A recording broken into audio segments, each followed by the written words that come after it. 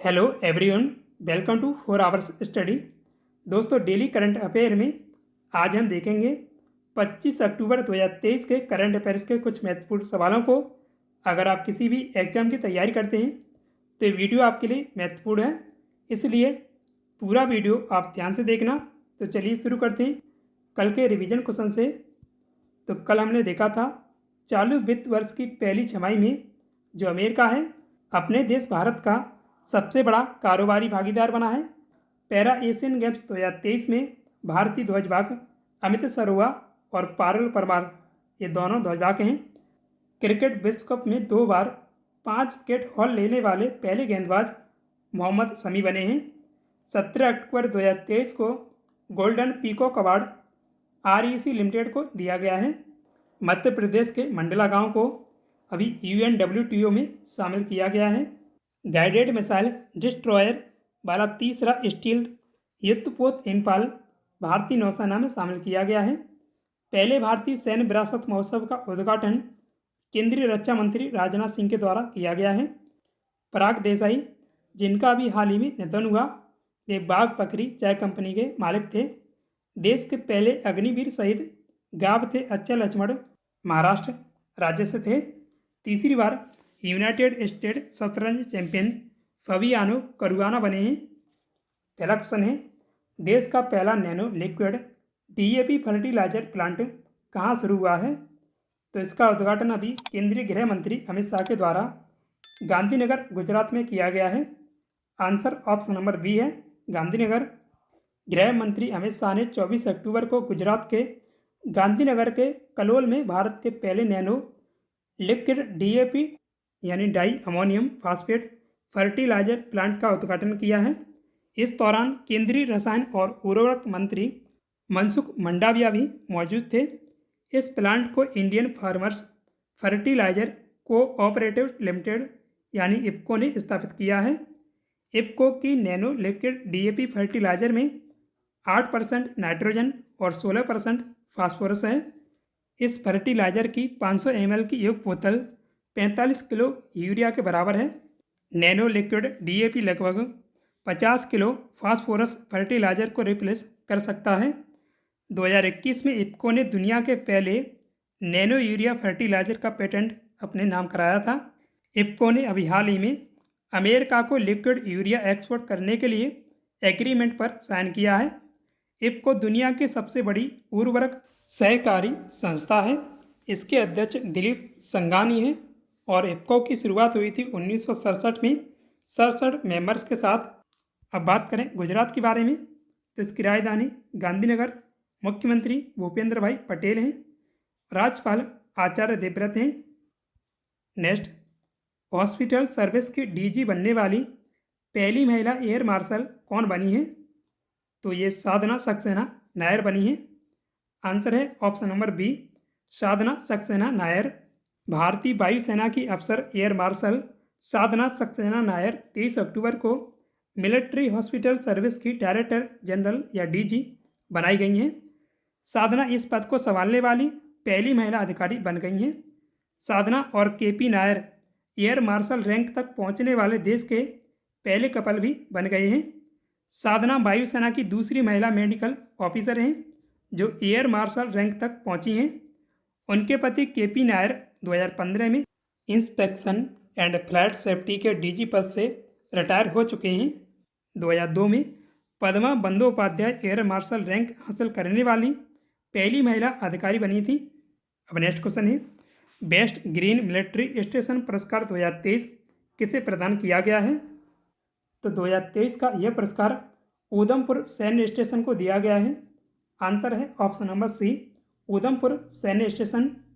सेना कमांडरों के सम्मेलन में सेना प्रमुख जनरल मनोज पांडे द्वारा बेस्ट ग्रीन मिलिट्री स्टेशन का पुरस्कार प्रदान किया गया है।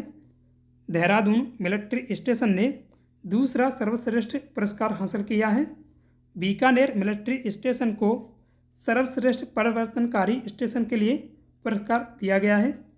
उड़ान सुरक्षा और दक्षता के उच्चतम मानकों को बनाए रखने के लिए 671 आर्मी एविएशन स्क्वाड्रन या R&O को COAS फ्लाइट सेफ्टी ट्रॉफी प्रदान की गई है।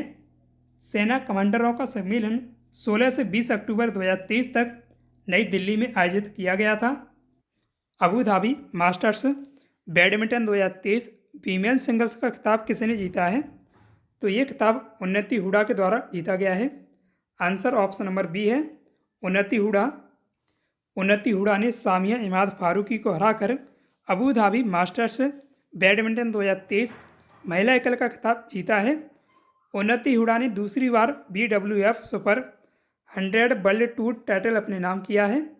पिछले साल 14 साल की उम्र में उन्नति हुडा BWF टाइटल जीतने वाली सबसे कम उम्र की भारतीय खिलाड़ी बनी थी।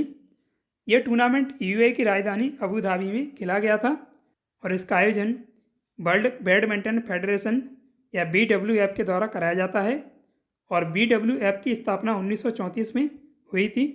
एशियन पैरा गेम्स 2023 में दीप्ति जीवन जी ने महिलाओं की T20 400 मीटर दौड़ में कौन सा पदक जीता है?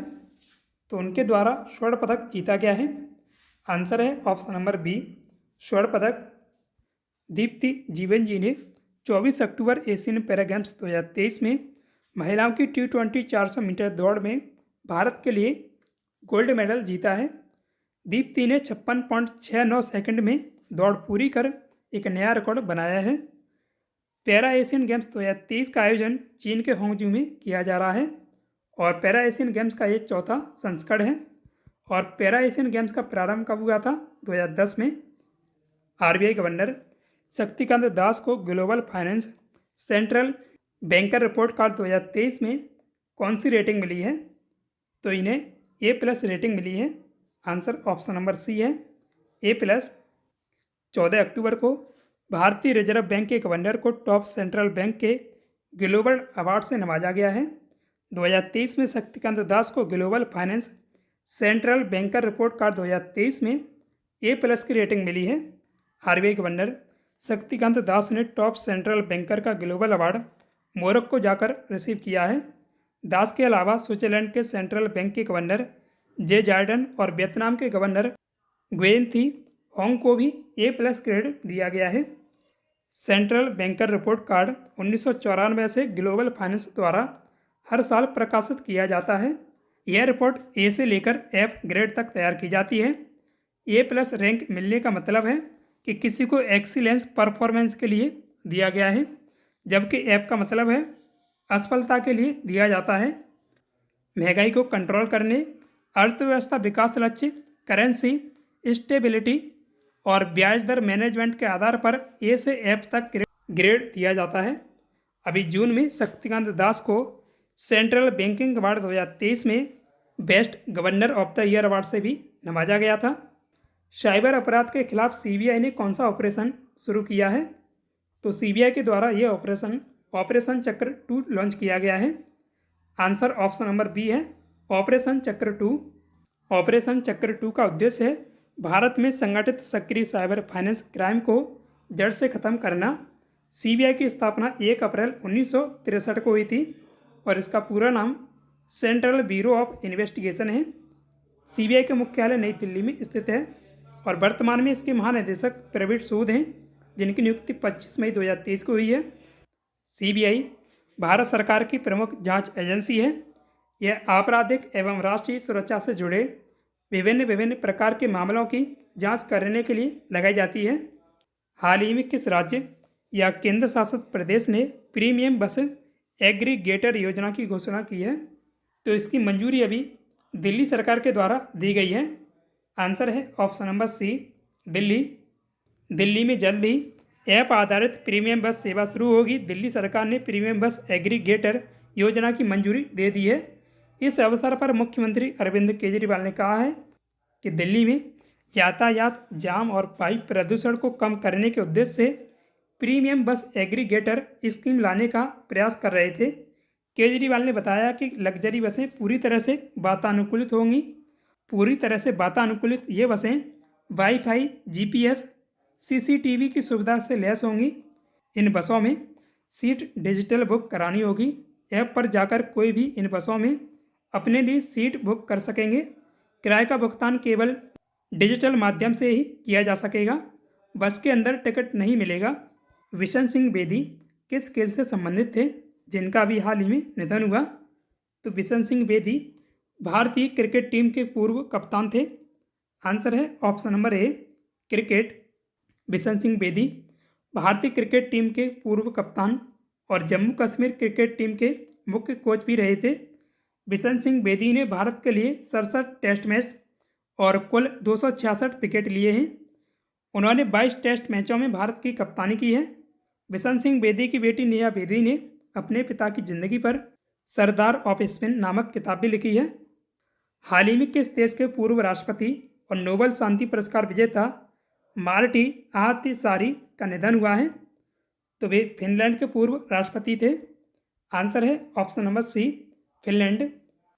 मार्टी आहतिसारी को अंतर्राष्ट्रीय संघर्षों को शांतिपूर्वक हल करने के लिए साल 2008 में शांति का नोबेल पुरस्कार दिया गया था। मार्टी आहतिसारी का जन्म हुआ था 1937 में वायवॉर्ग फिनलैंड में, जो अभी वायवॉर्ग रूस में स्थित है।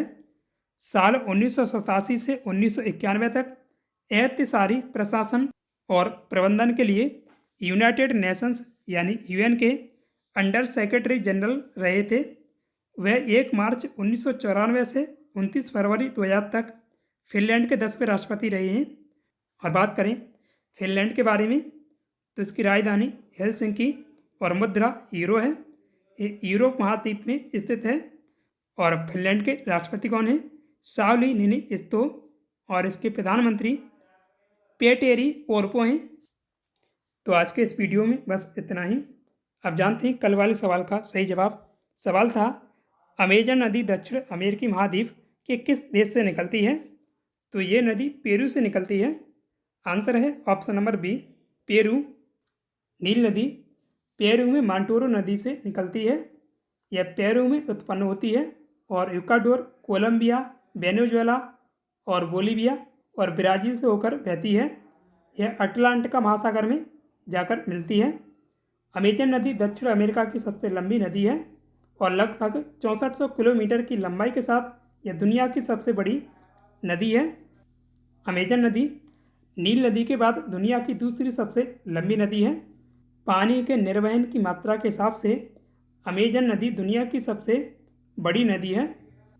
आज का टेस्ट क्वेश्चन है निम्न में से किस संस्था की स्थापना MG रानाडे और GB जोशी के द्वारा की गई थी? तो इसका सही जवाब आप कमेंट में दीजिएगा। सो उम्मीद करता हूँ आपको वीडियो पसंद आएगा। वीडियो को लाइक करें।